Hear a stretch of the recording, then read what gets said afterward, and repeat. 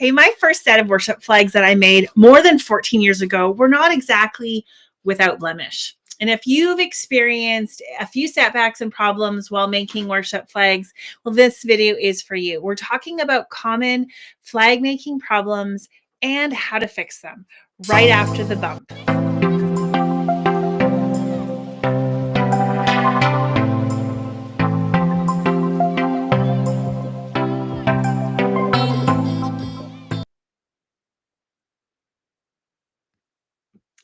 Hi, I'm Andrea York with Catch the Fire Worship Flags. The Fan Into Flame Livestream is your place to become the worshiper God is looking for. Inspired by John 4:23, we explore every kind of worship-related topic to worship in spirit and in truth. And if you're a creative worshiper, like this video and subscribe for more. Lift up a banner and let's dive into today's topic. We've been talking all month about DIY worship flags, like from everything from understanding the types and the styles of worship flags to choosing fabrics, selecting the right poles, and where to purchase the best DIY products for your worship flags. Today, we're talking about a number of common flag making problems and how to fix them. We've all had them, and that's what we're going to be talking about today. So if you have any questions, any specific questions I'm not going to be answering, then drop them in the chat. And I'm going to try to answer them now. And if you're watching this after the fact, after the live stream is done, feel free to drop them in the chat and I will be monitoring that to make sure that your questions are answered. Now, the good news with the problems that we have with flag making issues is that most of them are very easy to fix. There's very little that we can't fix because it's when we're making worship flags now, we want to make them look beautiful. They are a tool unto the Lord that we want to have offer the very best. But it's not like we're making a form-fitted piece of clothing that has to have some very, very specific dimensions. There's a lot of give and leeway in the flag making process. So I'm going to try, I realized in past videos that we've had a little bit of issues with the technical and doing two different cameras. We lose sound. So I'm not going to do that. I'm going to try my best to kind of be in front of you. And we're going to talk about some of the problems that I see commonly. Again, if you have any questions, I'm going to be checking the chat in just a moment. And then we'll go through the questions that you do have, because I want you to be successful at making worship flags. Whether you choose to purchase from Catch the Fire worship flags ready-made, or you purchase from our DIY products and you want to make your own, all of that is just a part of the worship. Like, I think that there's something really special about making your own worship flags, but we do have problems. So let's talk about some of the things that we can't control and what to do and when to kind of give up and try something else. Now I'm talking about manufacturing flaws. Now in the, let me see what I've got here.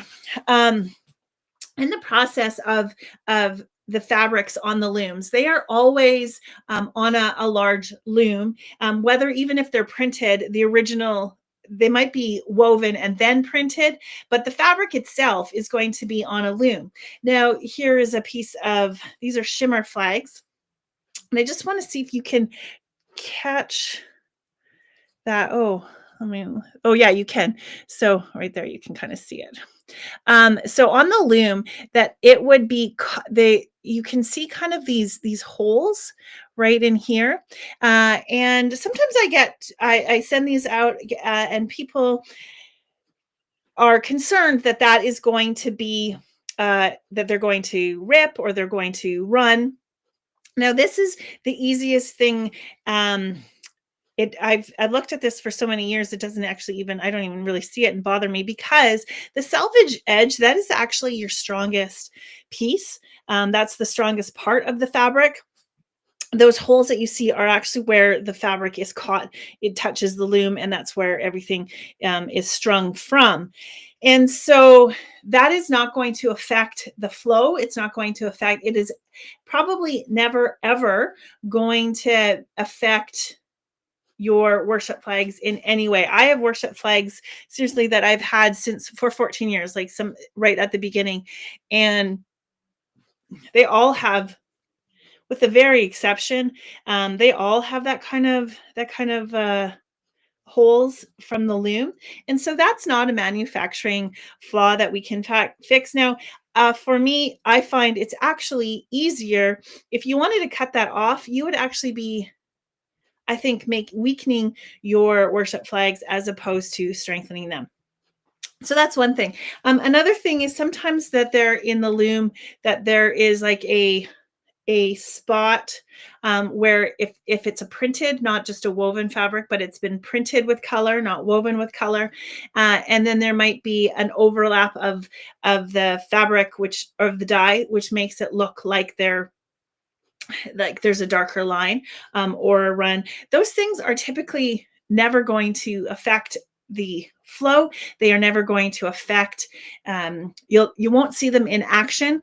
If it is a very, very obvious, I will not sell those as perfect. They might come into our flawed or seconds when we sell off a second sale.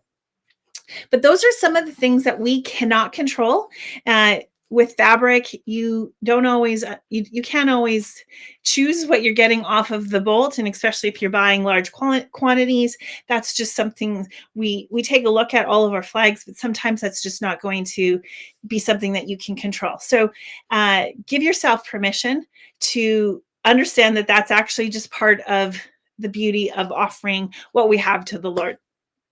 Now, in the sewing part, I want to talk about some of what we're talking about rounding corners. So, I'm going to also talk about silk flags, and I know I don't make a lot of silk flags. I have made them, so I can offer some information. If you have questions, I'm happy to try to answer.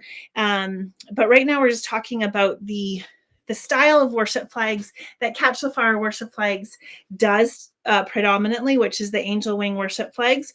But you can see on here is the rounded edge, and then as we go, this is all rounded. This is the half circle and the angel wing, and the rounding of the corner. So sometimes what happens is that the fabric will bunch up and it will become unsightly. And I just want to show you what this looks like. So this happened to me actually just literally today.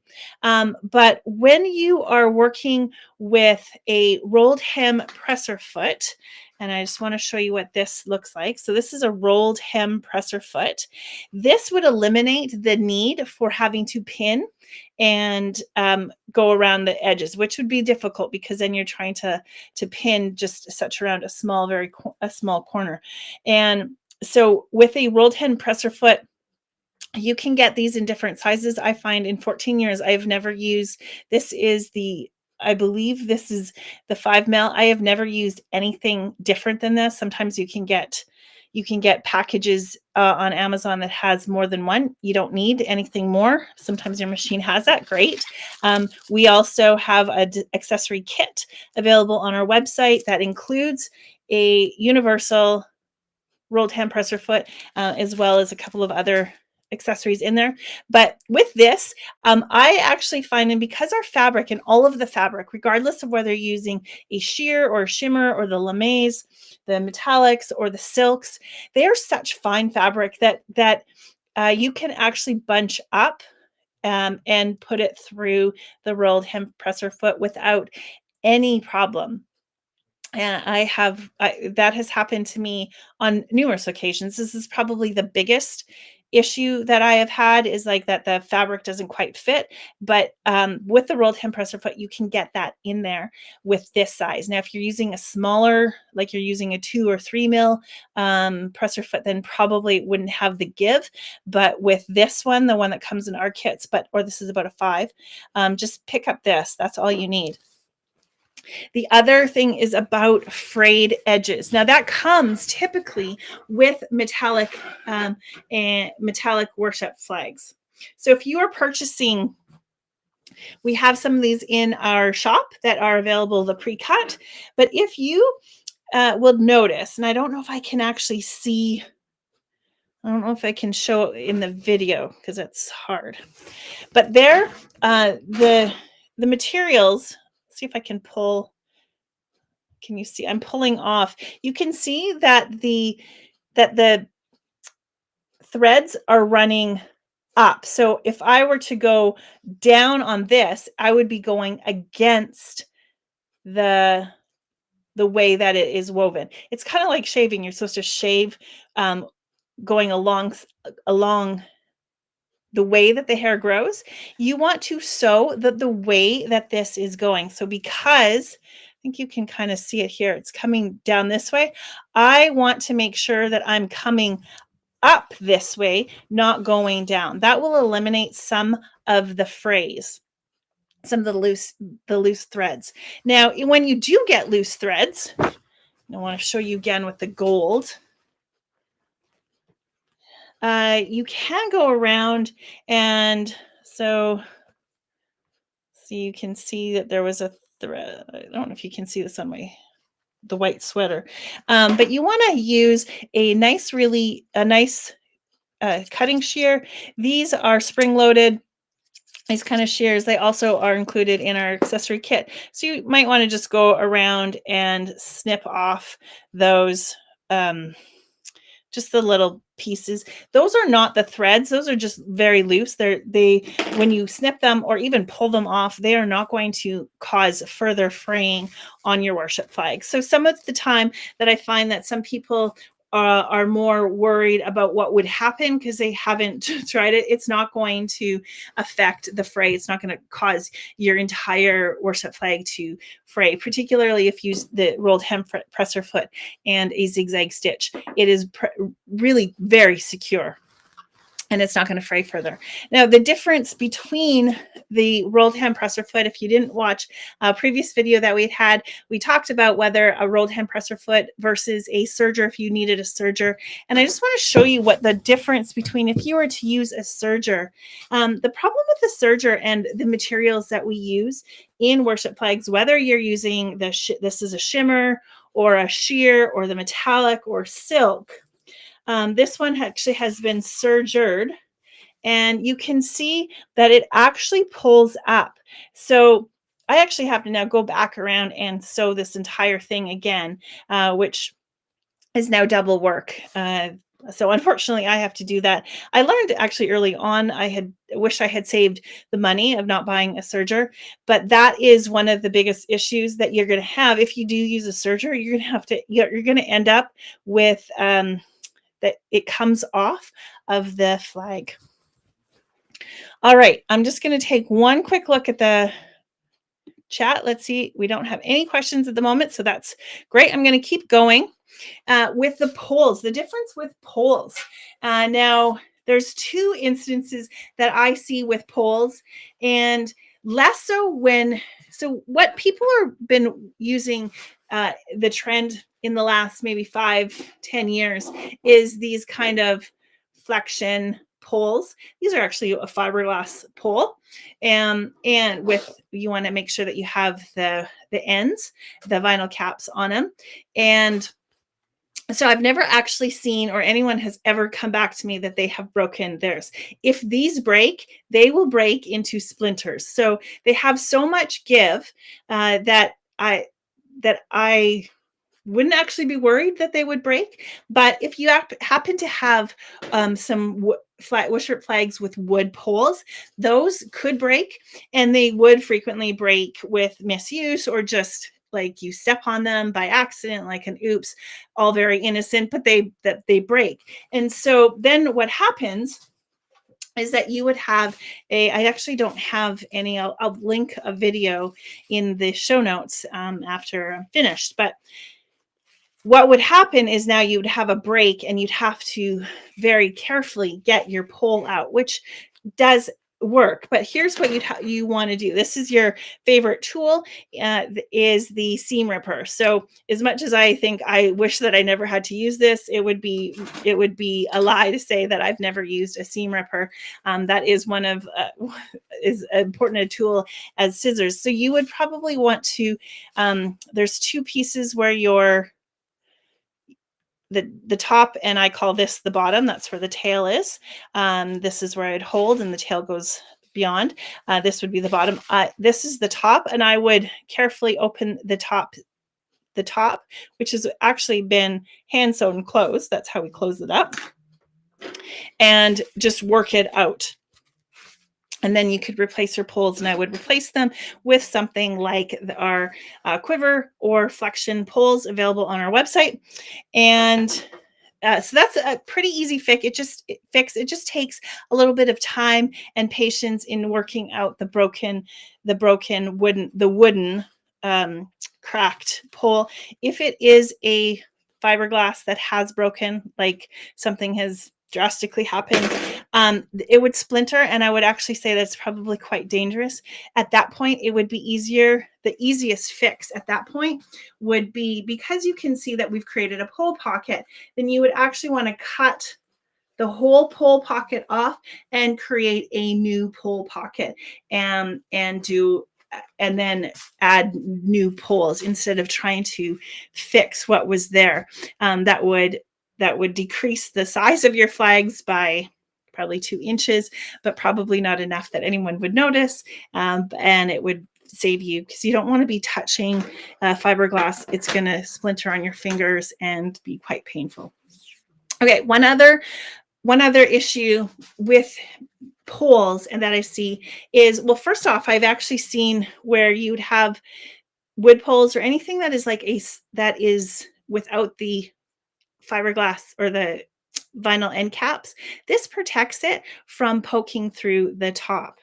The other thing that would make it poke through the top is that now our pole, can't quite see the whole thing. So from top to bottom, these are 36 inches long.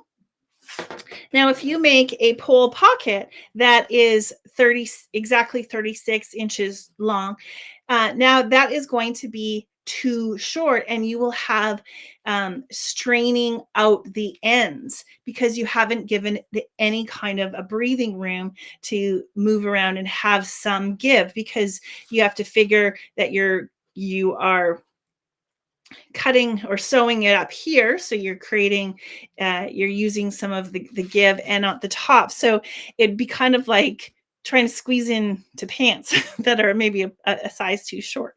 So you want to have the pole pocket needs to be a little bit longer. So if you are using 36-inch poles, then you want to have a pole pocket of 36 and a half. You want to have a little bit of a half give so that the flag pole is not straining against the seam and will eventually pop out. That's a really easy fix. Now, if you have already sewn it up and you're like, well, I can't actually change it, then the other easy way to do that is to shorten these. Could you do it? I think anybody can. The easiest way, I don't actually have any painter's tape. So what you'd want to do is just put some painter's tape around. This would work with wood poles or any of the fiberglass poles. You put some, you just tape, painter's tape around it, mark where you want it, and then you can use a saw, just a hand saw, and saw just like half an inch off. The painter's tape around the end is going to prevent it from splintering off, and it'll keep it nice and tight, so that you don't have any of the splinters from the fiberglass and or the wood poles. So there's like a tip for how to work with poles. Now I want to talk a little bit about silk flags. Now what I have in silk flags, um, here I just have one silk that has not been made into anything yet. But if you are going to use this, one way of, so one of the things that I notice with people as they're just starting out with making silk flags and dyes is that the final color looks more brown than anything else as you start to mix too many colors. So one of the things about making dyed flags is to use less colors, not more.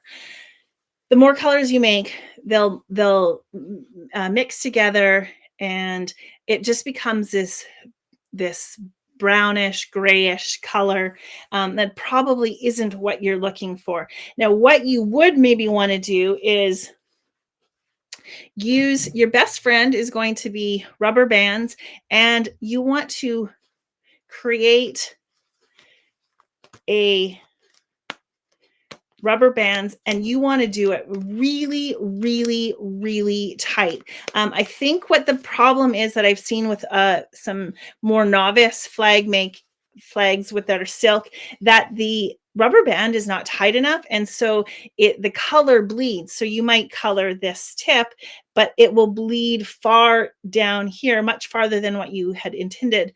And then it just that mottled brownish color comes. And so the other tip that I would have with making that is you always use light to dark colors. So if you're using 2 or 3 colors, you always use your most light color first, and then you go darker, because you can't lighten up a darker color. So if the darker color overlaps on, like, say, a yellow, and you're using a blue,